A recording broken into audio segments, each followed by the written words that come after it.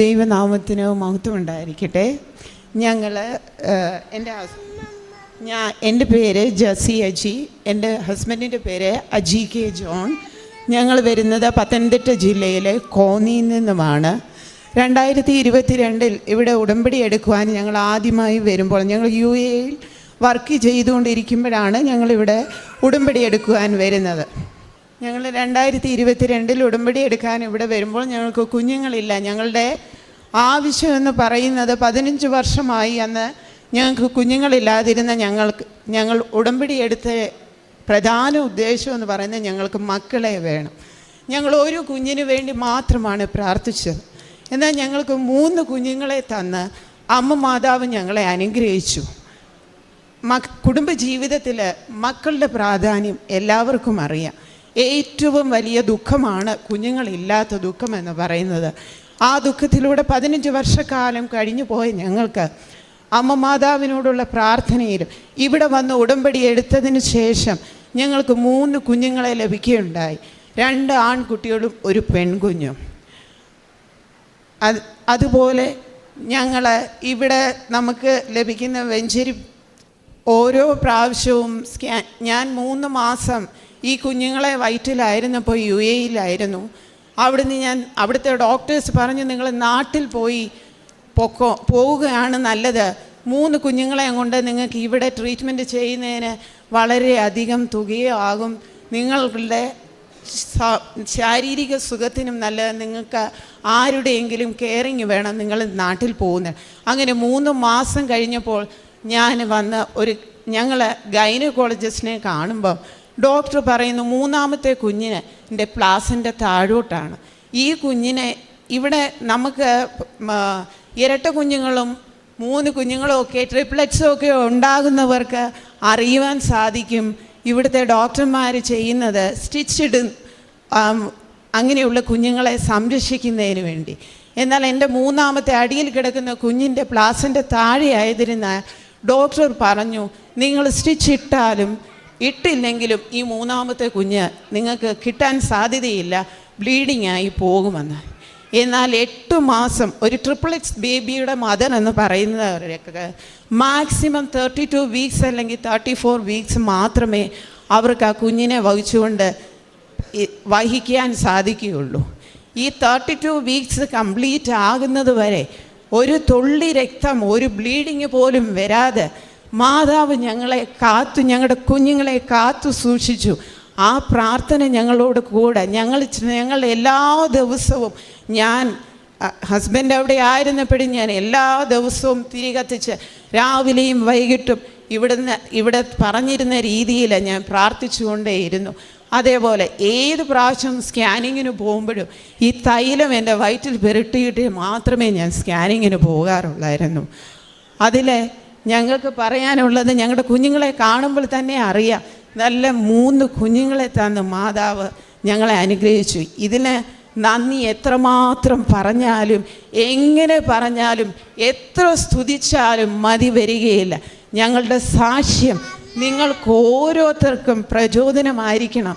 ഇതുപോലെ മക്കളില്ലാത്തവരുണ്ടെങ്കിൽ ഉടമ്പടി എടുത്ത് ഇവിടെ വന്ന് പ്രാർത്ഥിച്ചാൽ, നിങ്ങൾ നിരന്തരമായി പ്രാർത്ഥിച്ചാൽ നിങ്ങൾക്ക് കുഞ്ഞുങ്ങൾ ഉണ്ടാവുക തന്നെ ചെയ്യും.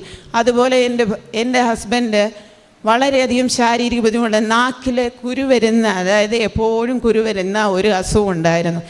ഈ ഉടമ്പടി പ്രാർത്ഥന, എന്നാൽ ഇന്ന് ഞാൻ കുഞ്ഞുങ്ങളെയും കൊണ്ട് ഇരിക്കുമ്പോൾ എൻ്റെ പ്രാർത്ഥനയിൽ പല പ്രാവശ്യവും ചില സമയത്ത് മുടങ്ങുന്നുണ്ടെങ്കിലും എൻ്റെ ഭർത്താവ് ഇപ്പോഴും നിരന്തരമായി, എന്നാൽ ഞങ്ങൾ ഈ ഉടമ്പടി എടുക്കാൻ ഇവിടെ വരുന്നിടം വരെയും, ഞാൻ ഗർഭിണിയാകുന്നിടം വരെയും എൻ്റെ ഭർത്താവ് അത്ര വലിയ ഭക്തനാണെന്ന് എനിക്ക് തോന്നിയിട്ടില്ല. എന്നാൽ ഇന്ന് ഈ പ്രാർത്ഥന മുടങ്ങാതെ പ്രാർത്ഥിക്കുന്നതിലും ഓൺലൈനിൽ ഏറ്റവും കൂടുതൽ, എന്നേക്കാൾ കൂടുതൽ സമയം ഇരുന്ന് ഈ ഓരോ പ്രാർത്ഥനയെയും അറ്റൻഡ് ചെയ്യുന്നതിൽ പുള്ളി നിരന്തരമായി അതിന് ശ്രമിച്ചുകൊണ്ടിരിക്കുന്ന എനിക്ക് കാണാൻ സാധിക്കുന്നത്. അതിന് തന്നെ ദൈവത്തിന് കോടാനുകൂടി നന്ദി, അമ്മ മാതാവിനോടും തിരുകുമാരനോടുമുള്ള നന്ദി വീണ്ടും അറിയിച്ചുകൊണ്ട് ഞങ്ങളുടെ സാക്ഷ്യം നിങ്ങൾക്ക് എല്ലാവർക്കും ഒരു പ്രചോദനമാകട്ടെ. നിങ്ങൾ ഓരോരുത്തരും പ്രാർത്ഥനയിൽ ഓർക്കണം. ഞങ്ങളുടെ കുഞ്ഞുങ്ങളെ വളർത്തുന്നതിന് ഇനിയും ഞങ്ങൾക്ക് മുൻപോട്ട് പല കടമ്പകളും കടക്കുവാനുണ്ട്. അതിനിവിടെ ഇരിക്കുന്ന എല്ലാവരുടെയും പ്രാർത്ഥന ഞങ്ങൾ ചോദിച്ചു കൊള്ളുന്നു. വീണ്ടും ഞങ്ങൾ നന്ദി പറയുന്നു. ദൈവം ഞങ്ങൾക്ക് തന്ന ഈ അനുഗ്രഹത്തിന് കോടാനുകോടി നന്ദി അമ്മ മാതാവിനോടും തിരുകുമാരനോടും വീണ്ടും അറിയിച്ചു. പരിശുദ്ധ അമ്മയുടെ മധ്യസ്ഥതയിൽ ഉടമ്പടി എടുക്കുമ്പോൾ ഇവിടെ നമ്മളോട് പറഞ്ഞിട്ടുണ്ട് നമ്മൾ പ്രേക്ഷിത പ്രവർത്തനങ്ങൾ എന്തൊക്കെ ചെയ്യണമെന്നുള്ളത്. ഞങ്ങൾ സാമ്പത്തികമായി പലരെയും സഹായിക്കുകയുണ്ടായി.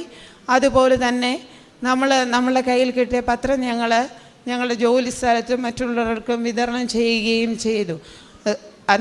അതിനും നമ്മൾ ഈ കാര്യങ്ങളൊക്കെയും ചെയ്തതിന് ഞങ്ങൾ പ്രത്യേകം നന്ദി ഞങ്ങൾ പറഞ്ഞുകൊള്ളുന്നു.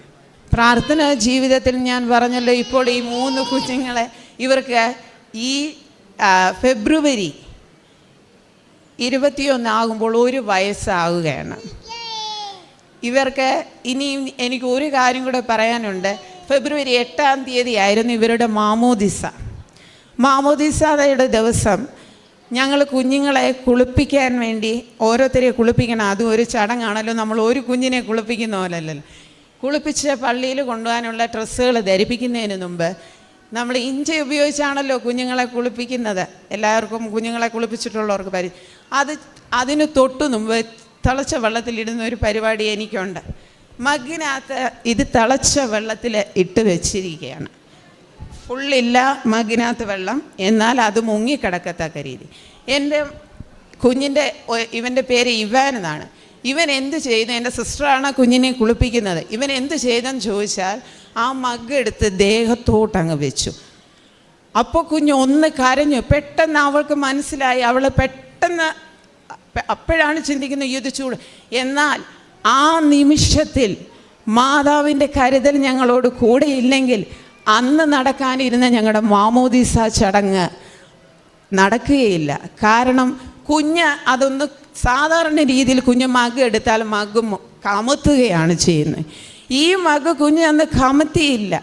അതിനാൽ ഞങ്ങൾക്ക് ആ ഒരു അനുഗ്രഹം പറയാതിരിക്കാൻ സാധിക്കുകയില്ല.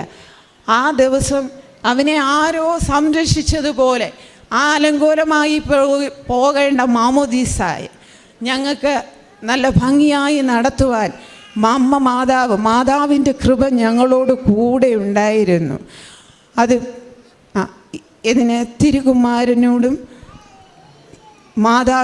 അമ്മ മാതാവിനോടുമുള്ള നന്ദി ഞങ്ങൾ പ്രത്യേകമായി അറിയിക്കുന്നു.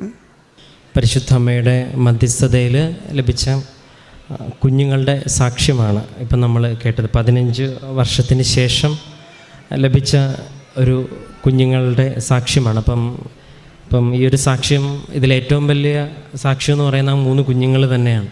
ദൈവം അനുഗ്രഹിച്ച് ഈ അൾത്താരയിൽ പരിശുദ്ധ അമ്മയുടെ മധ്യസ്ഥം ഉടമ്പടി വഴി ധാരാളം കുഞ്ഞുങ്ങളെ ഈ ലോകത്തിലേക്ക് കടന്നു വന്നതിൻ്റെ ഒരുപാട് സാക്ഷ്യങ്ങൾ ഓരോ ദിവസവും നമുക്കിവിടെ കിട്ടുന്നുണ്ട്. അതിനർത്ഥം അമ്മ മാതാവ് നമ്മുടെ നിയോഗങ്ങളോടൊപ്പം യാത്ര ചെയ്യുന്നുണ്ടെന്നുള്ള വലിയൊരിതാണ്. അപ്പോൾ ജീവിതത്തിൽ 15 വർഷം എന്ന് പറയുമ്പം ഈ ഡോക്ടർമാരെ കൊണ്ടും ശാസ്ത്രത്തിനെ കൊണ്ടും ചെയ്യാനുള്ളതെല്ലാം മാക്സിമം പോകാനുള്ളതെല്ലാം പയറ്റിയതിന് ശേഷമായിരിക്കും ഒരുപക്ഷെ ഉടമ്പടിയിൽ നിയോഗമായിട്ട് വരുന്നത്. അപ്പം ദൈവത്തിന് അസാധ്യമായിട്ടൊന്നുമില്ല എന്നുള്ള വലിയൊരു വിശ്വാസത്തിൻ്റെ സത്യം നമുക്ക് മനസ്സിലാകുവാനായിട്ട് ദൈവം ഇതുപോലെ അനുഭവങ്ങൾ നൽകും. ലൂക്കായുടെ 1:36 വചനത്തിൽ സ്നാപക യോഹന്നാൻ്റെ ജനനത്തിനെക്കുറിച്ച് പറയുന്നുണ്ട്. അതായത് പരിശുദ്ധ അമ്മയോട് പറയുന്നുണ്ട്, നീ ഇനിയിപ്പം എലിസബത്ത് പൊൻ്റെയൊക്കെ പോകണം, വന്തി എന്ന് വിളിക്കപ്പെട്ടിരുന്ന അവൾക്ക് ഇപ്പോൾ 6-ാം മാസമാണ് എന്ന്. അതായത് നമ്മുടെ വിശ്വാസം ഇങ്ങനെ മുന്നോട്ട് പോകുമ്പം അപ്പം ഈ ഒരു സുവിശേഷം ഇനിയിപ്പം ഈ കുടുംബം വായിക്കുമ്പോൾ അവർക്കതിൽ സംശയം ഉണ്ടാകത്തില്ല. കാരണം ദൈവത്തിന് അസാധ്യമായ ഒന്നുമില്ലെന്ന് വ്യക്തമായിട്ട് ജീവിതത്തിൽ അനുഭവിച്ചവർക്കാണ് വചനം വായിക്കുമ്പോൾ അത് കണക്റ്റഡായിട്ട് തോന്നുന്നത്.